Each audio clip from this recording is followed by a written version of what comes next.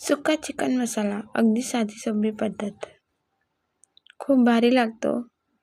एकदम सोपी पद्धत आहे. एकदा नक्की करून बघा. किती मस्त दिसतो ना. इथे मी अर्धा किलो बोनलेस चिकन घेतलेलं आहे. आता या चिकनला मी पहिले मॅरिनेट करणार आहे. तर त्यासाठी मी इथे 2 चमचे आलं लसूणची पेस्ट वापरली आहे. आता आलं लसूणची पेस्ट व्यवस्थित लावून घेऊया चिकनला. त्याच्यानंतर मी इथे 4 चमचे चिकन मसाला वापरणार आहे. हा चिकन मसाला सुद्धा व्यवस्थित लावून घेऊया. आपले जे चिकनचे पीस असतात त्या सगळ्या पीसेसला हा लागला पाहिजे.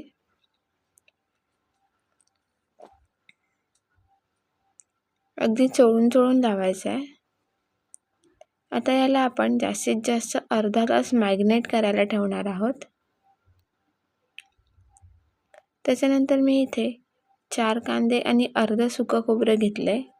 खोबरं तुम्ही तुमच्या आवडीनुसार कमी जास्त करू शकता. इथे कांदे उभे कापून घेते पहिले. आता हे आपल्याला वाटण्याची तयारी करूया. कढईत तेल तापलंय. तेलामध्ये मी 4 काजूचे तुकडे घातले. हा काजू अगदी ऑप्शनल आहे. कोथिंबीर घातली मुठभर.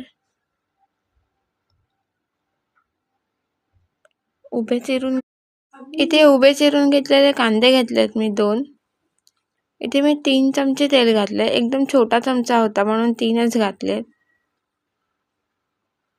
आता हा कांदा आपल्याला गुलाबी रंग येईपर्यंत परतून घ्यायचा आहे. या पद्धतीने तुम्ही बघू शकता. इथे मी जे सुकं खोबरं करून घेतलं होतं ते मिक्सरला लावून बारीक केलंय. बारीक करून घेतलेलं सुकं खोबरं आपल्याला कढईत घेऊन त्याचा गुलाबी रंग येईपर्यंत त्याला सुद्धा परतून घ्यायचं आहे. वाटप मी थंड करायला ठेवलं आहे. कांदा लसूण आपला कांदा आणि खोबरं जे भाजलं होतं ते थंड करायला ठेवलं आहे. इथे मी दुसऱ्या फोडणीची तयारी करते. 2 ते 3 चमचे तेल घेऊन याच्यात बारीक चिरलेला कांदा घातला आहे. आता हा कांदा आपल्याला ट्रान्सपरंट होईपर्यंत शिजवून घ्यायचा आहे. कांदा आपल्याला छान ट्रान्सपरंट होईपर्यंत परतून घ्यायचा आहे. त्याच्यानंतर मी इथे 1 टोमॅटो कापून घेतला आहे. तो सुद्धा आपल्याला कढईत घालून कांदा आणि टोमॅटो एकजीव करून घ्यायचा आहे. त्याच्या आधी मी इथे मालवणी मसाला घालणार आहे 2 ते 3 चमचे. तुम्ही तुमच्या तिखटाप्रमाणे मसाला कमी किंवा अधिक करू शकता.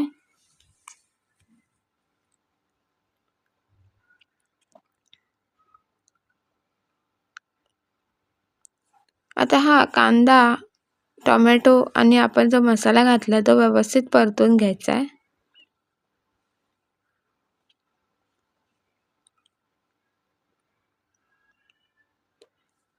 एक 5 मिनिटं झाकण ठेवते. तुम्ही बघू शकता मसाला अगदी छान शिजलाय. आता हे जे मॅरिनेट केलेलं चिकन होतं ते आपण कढईमध्ये घालणार आहोत आणि मसाल्यामध्ये छान शिजवून घेणार आहोत.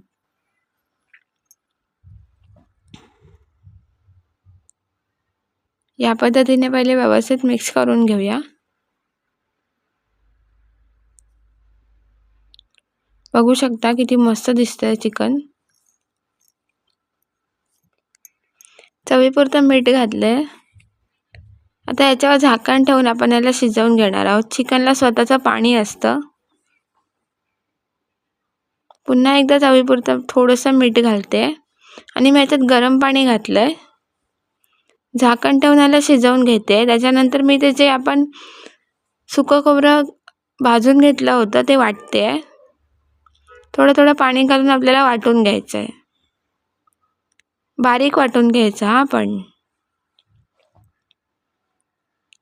आता जे वाटून घेतलं होतं खोबरं ते सगळं यात घातलंय मी. तुम्ही बघू शकता.